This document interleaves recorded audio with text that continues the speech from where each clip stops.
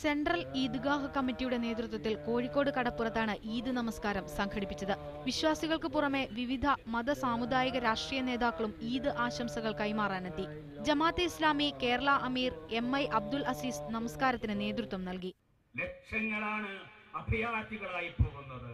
ഇസ്ലാമിന്റെ പദാവലികൾ ദേശമായിട്ടാണ് അവർ പ്രയോഗിച്ചുകൊണ്ടിരിക്കുന്നത്. അവരുടെ ചെയ്തികൾ ഇസ്ലാമിന് അനുകൂലമല്ല. ഇസ്ലാം അതിനെ അംഗീകരിക്കുകയില്ല. എറണാകുളത്ത് കലൂർ സ്റ്റേഡിയത്തിന് സമീപം സജ്ജീകരിച്ച പ്രത്യേക വേദിയിൽ നടന്ന നമസ്കാരത്തിന് നസ്രുദ്ദീൻ റഹ്മാനി മൗലവി നേതൃത്വം നൽകി. ചലച്ചിത്രതാരം മമ്മൂട്ടി, സാദിഖ്, മുതിർന്ന IAS ഉദ്യോഗസ്ഥൻ മുഹമ്മദ് ഹനീഷ് തുടങ്ങിയ പ്രമുഖർ നമസ്കാരത്തിൽ പങ്കെടുത്തു.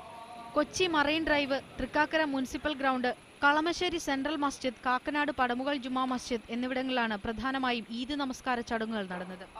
തിരുവനന്തപുരത്ത് ചന്ദ്രശേഖരൻ നായർ സ്റ്റേഡിയത്തിൽ നടന്ന ഈദ്ഗാഹിന് പാളയം ഇമാം മൗലവി VP സുഹൈബ് നേതൃത്വം നൽകി. പുത്തരിക്കണ്ടം മൈതാനിയിലും മണക്കാട് ഗേൾസ് ഹൈസ്കൂൾ ഗ്രൗണ്ടിലും ഈദ്ഗാഹ് നടന്നു. അഭയാർത്ഥികൾക്ക് വേണ്ടിയുള്ള പ്രാർത്ഥനയും IS-നെതിരായ വികാരവും പെരുന്നാൾ പ്രഭാഷണത്തിന്റെ പ്രത്യേകതയായിരുന്നു. ഇവിടെ നമ്മൾ തക്ബീർ ധ്വനികളോടൊപ്പം ഉറക്കെ അന്തരീക്ഷത്തിൽ വിളിച്ചു പറയേണ്ടുന്ന ഒരു മുദ്രാവാക്യമുണ്ട്. എന്താണ് ആ മുദ്രാവാക്യം? യുദ്ധക്കൊതിയന്മാരെ നിർത്തുക, പിഞ്ചോമനകൾ അവരുടെ മാതാപിതാക്കളുടെ കൂടെ സ്വസ്ഥരായി അവരുടെ ഭവനങ്ങളിൽ അന്തിയുറങ്ങട്ടെ. ത്യാഗത്തിന്റെ സ്മരണ പുതുക്കി ഈദ് ആഘോഷിക്കാൻ ഈദ്ഗാഹിലേക്ക് വിശ്വാസികൾ എത്തിച്ചേർന്നപ്പോൾ ഇത്തവണ നിറഞ്ഞു നിന്നത് അഭയാർത്ഥികൾക്ക് വേണ്ടിയുള്ള പ്രാർത്ഥനയായിരുന്നു.